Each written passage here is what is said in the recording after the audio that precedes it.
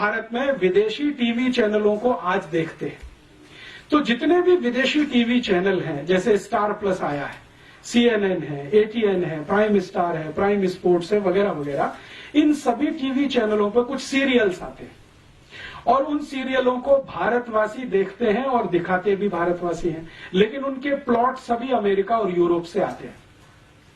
भारत में star plus पे सबसे ज्यादा सीरियल दिखाने वाली एक लड़की है जिसका नाम है एकता कपूर, उसके सबसे ज्यादा सीरियल आते हैं। सौभाग्य से एक बार मुझे उससे बात करने का मौका मिला मुंबई में, तो मैंने उससे एक ही सवाल पूछा कि आपके जितने भी सीरियल हैं, सास भी कभी बहू थी, घर घर की कहानी, तेरी मेरी कहानी, इसकी कहानी, उसकी कहानी, ये सब सीरियल के प्लॉट्स कहां से आते हैं, कहानी कहां से आती है? तो उन्होंने कहा this is all imported. Plot तो सभी अमेरिका से हैं, यूरोप से आए हैं, कहानी सब वहां से आई है, उसमें हमने भारतीय पात्रों को फिट करने की कोशिश की है।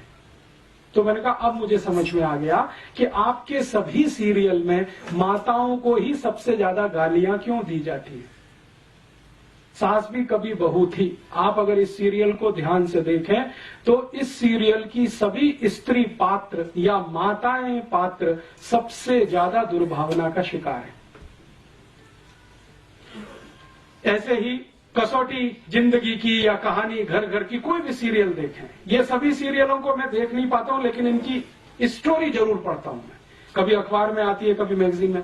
तो उन सब सीरियलों में एक माता दूसरे के खिलाफ षड्यंत्र कर रही है, दूसरी तीसरे के खिलाफ, तीसरी चौथी के खिलाफ, ननद भाभी के खिलाफ, भाभी ननद के खिलाफ, माता जो है किसी और के, इसी तरह के षड्यंत्र षड्यंत्र षड्यंत्र माताओं के बीच में सबसे ज्यादा, पुरुषों में कुछ कम, क्योंकि ये सब इंपोर्टेड प्लॉट्स हैं, यूरोप से आए हैं अमेरिका, तो वहां तो माता तो कुछ है नहीं, तो उसके खिलाफ षड्यंत्र भी हो तो कोई महत्व की बात नहीं। यहां तो बहुत कुछ उसी पर निर्भर है, लेकिन हमने चूंकि आयातित किया हुआ है, उसको हिंदुस्तान का थोड़ा मिर्च मसाला लगा के पेश किया हुआ है, तो सभी सीरियल उसी तरह के दिखाई देते हैं इस देश में। चूंकि हम अगर अपनी सभ्यता को ध्यान में रख के कोई सीरियल बनाएं और अपनी मान्यताओं को ध्यान में रख के बनाएं, तो इसके बिल्कुल विपरीत बनेंगे जो आज हम देख रहे हैं या दिखाए जा रहे हैं।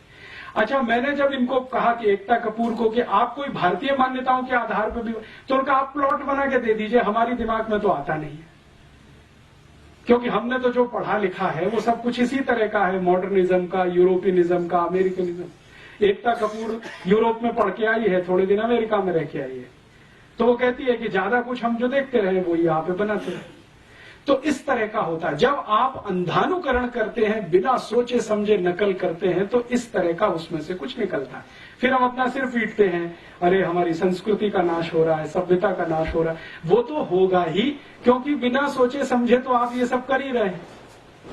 कोई विचार तो होता नहीं, कोई बहस तो होती नहीं, कोई मुहाविसा तो होता नहीं इस देश में, ऐसे ही चलता जाता है।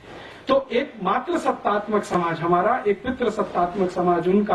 अब कौन अच्छा कौन बुरा इसमें नहीं जाना चाहिए, वो अलग हम अलग। अब अलग अलग मान्यता और सभ्यता के लोग अलग अलग मान्यता और सभ्यता के ही कार्य करेंगे, तभी कुछ अच्छा होगा, नहीं तो उसमें से कुछ खराब ही निकलेगा।